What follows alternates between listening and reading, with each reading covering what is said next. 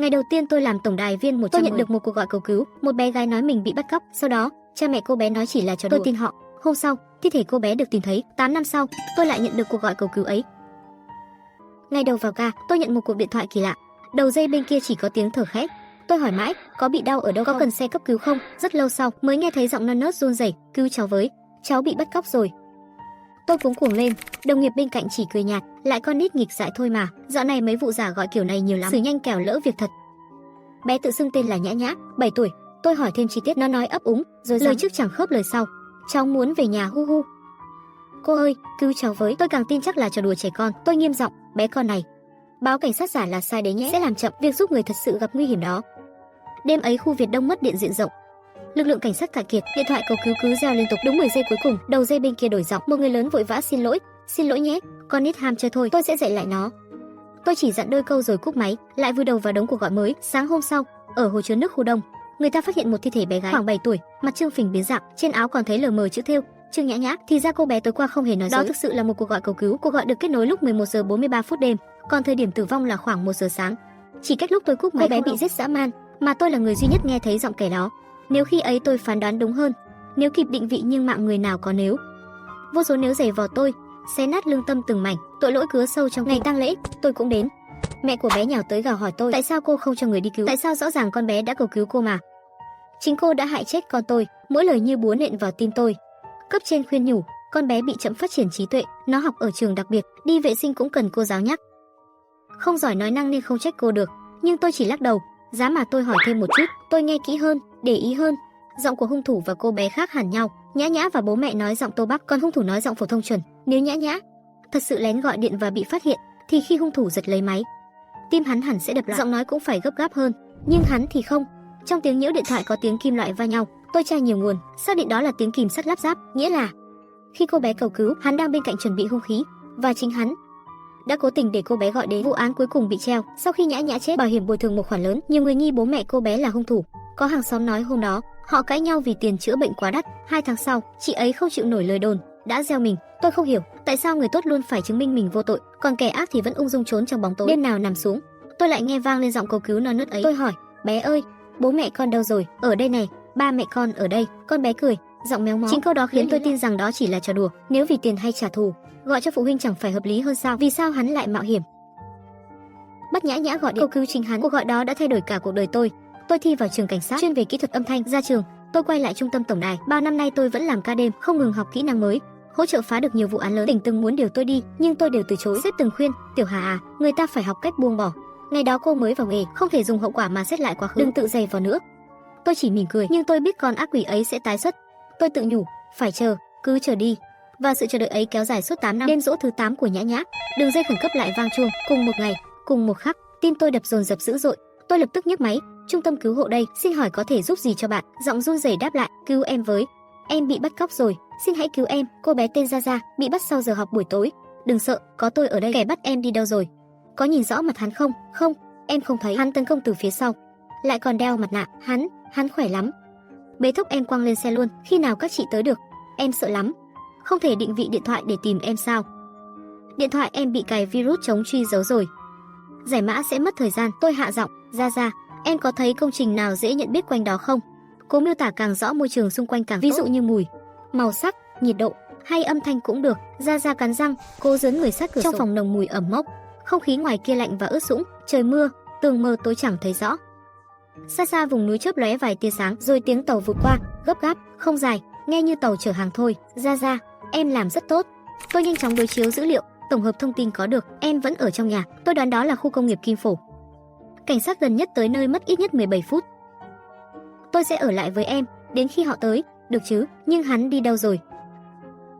Nếu hắn có thể cài virus theo dõi, sao còn để lại điện thoại cho em gọi? Giờ nghe kỹ, chỉ cần trả lời có không được phản ứng mạnh với lời tôi nói, làm được không? Vâng. Giờ hắn đang ở trong phòng. Cả người Gia Gia run bắn, tim em như sắp bật khỏi lồng ngực. Trong phòng có chỗ nào hắn trốn được không? Cô nín thở, từng sợi lông dựng đứng. Không có. Ngay sau lưng em có cái tủ cũ, vừa đủ chỗ giấu một người. Kẻ giết người vẫn luôn ở đó. Tôi dồn hết chú ý, lắng từng tạp âm trong tai nghe. Giữa tiếng điện vang lên âm thanh quen thuộc của bộ dụng. Âm thanh ấy chính là hắn, kẻ giết Nhã Nhã. Giờ giả vờ như không biết, hắn đang cố tháo dây thép. Em tìm cơ hội ra ngoài, gom thêm manh mối, cô kéo dài thời gian, chúng tôi sẽ tới kịp. Ra Ra, tôi sẽ ở bên em cho đến khi em an toàn, tin tôi đi, tôi không còn là kẻ thất bại. Cô gái non nớt năm xưa nữa. Hôm nay, tôi sẽ liều mạng để cứu cô bé. Ra Ra giật mạnh, kéo chân ra khỏi dây thép, tập tễnh mở cửa phòng. Bên ngoài là hành lang đen ngòm như nút chừng ánh sáng, tinh thần em căng như dây đàn, đang lúng túng cầm điện thoại. Phía sau vang lên tiếng cót két khe khẽ, cửa tủ khẽ mở có người. Tôi nắm lấy thời cơ, nói nhanh, chạy. Ra Ra lao đi theo bản năng, cắm đầu chạy trong bóng tối. Tên bắt cóc thong thả đuổi theo phía sau, hắn nhặt lên một chiếc giày rơi lại, nhếch môi cười lạnh. Chạy cũng nhanh phết nhỉ. Ra Ra trốn sau cánh cửa phòng chứa đồ, hai tay bịt chặt miệng. Chỉ khi tiếng bước chân xa dần, cô mới dám thở khẽ một hơi. Hắn tưởng em chạy xuống tầng, giờ làm sao đây? Tìm cách đánh lạc hướng hắn. Còn giày chứ? Cởi một chiếc ra, đặt ở ngã rẽ hoặc đầu cầu thang cho dễ thấy, để hắn tưởng em chạy hướng đó. Ra Ra ném mạnh chiếc giày rồi lao ngược trở lại thật nhanh. Tôi khen cô bé làm rất tốt. Cô khẽ nói, mẹ em cũng từng làm tổng đài viên, bà dạy em vài mẹo nhỏ. Nếu em không quay lại được, chị có thể nói với mẹ em đã cố hết sức rồi. Khoan, mẹ cô bé cũng là tổng đài viên. Tôi chưa kịp hỏi thêm, tín hiệu điện thoại bỗng đứt, rồi nối lại. Tiếng hét xé toang màng tai vang lên. Khá thông minh đấy, suýt nữa thì lừa được tao. Nghe nói mày định thi Thanh Hoa, Bắc Đại cơ à? Nếu hai tay gãy rồi còn thi nổi không? Ra Ra co rúm lại, run rẩy cầu xin, chú ơi xin tha cho cháu.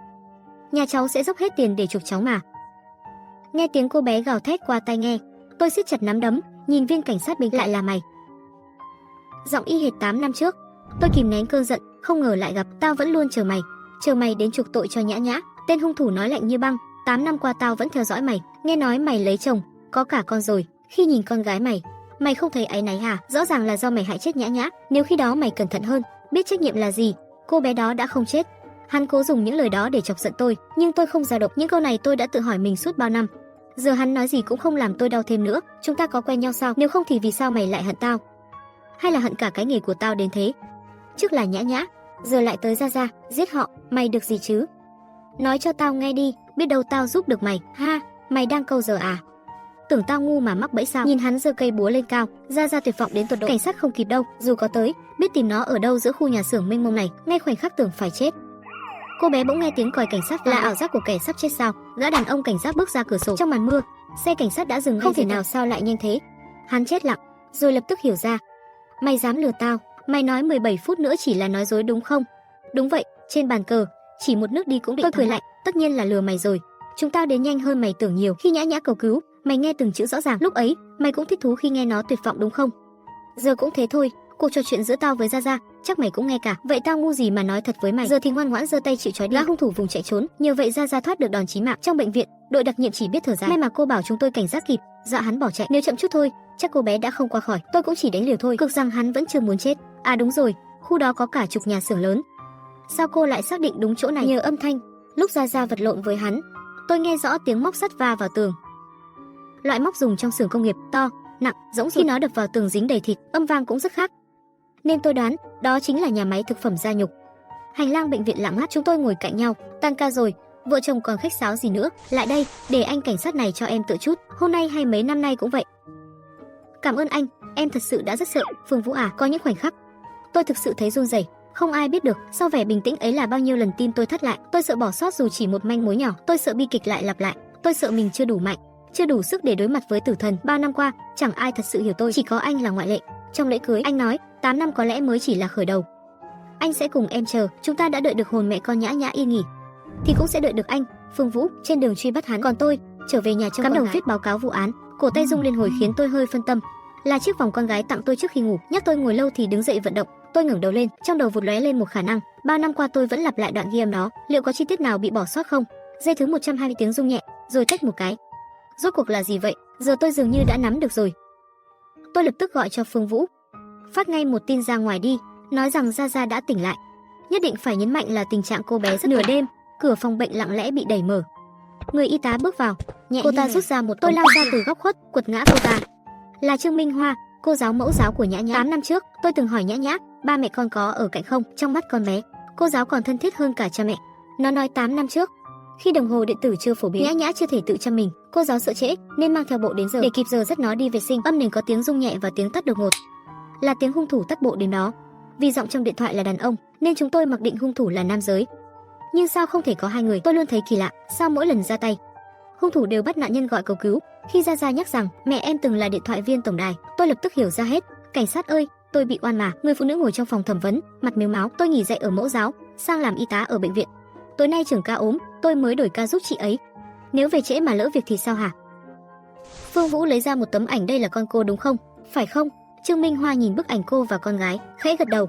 8 năm trước, con bé ở nhà một mình, lên gọi cầu cứu đến tổng đài. Nhưng điện thoại viên không tin. Tôi từng nghe đoạn ghi âm ấy. Giọng bé gái thở dốc, khàn khàn gọi, cô ơi, đầu cháu đau lắm, chắc cần xe cứu thương. Nhân viên tổng đài hỏi vài câu rồi kết luận lại là trẻ con nghịch máy. Cô bé biết hậu quả của việc báo án, gọi đùa là phạm luật đấy.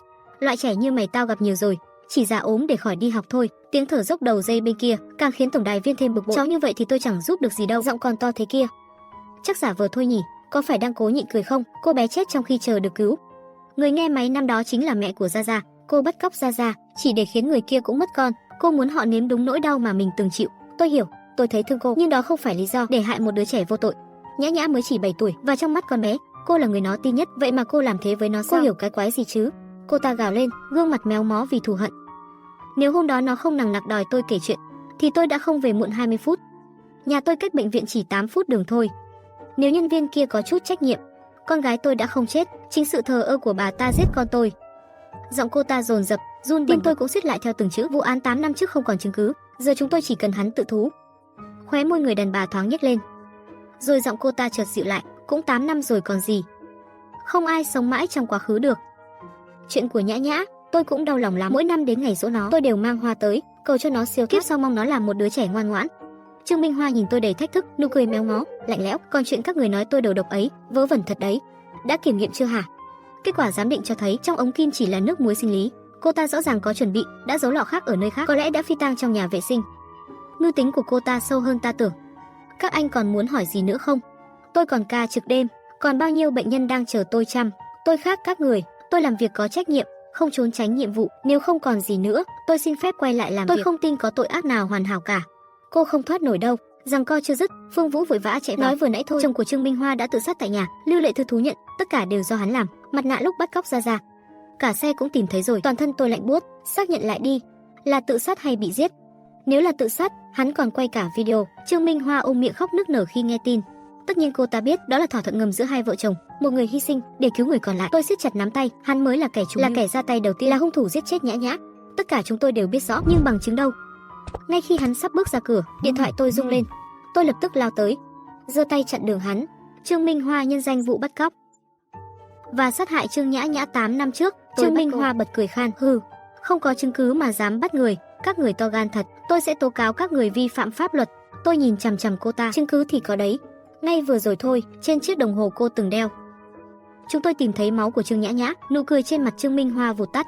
Dù thời gian đã lâu, nhưng thật may, chiếc đồng hồ vẫn còn nguyên. Cô lau sạch bề mặt, nhưng máu bắn đã thấm vào bên trong, được bảo tồn hoàn hảo đến tận giờ. Giám định cho thấy đó chính là máu của Trương Nhã Nhã. Chứng cứ rõ ràng. Trương Minh Hoa đã khai hết mọi chuyện. Mục tiêu đầu tiên của cô ta là Nhã Nhã. Chính vì con bé mà tôi về muộn 20 phút.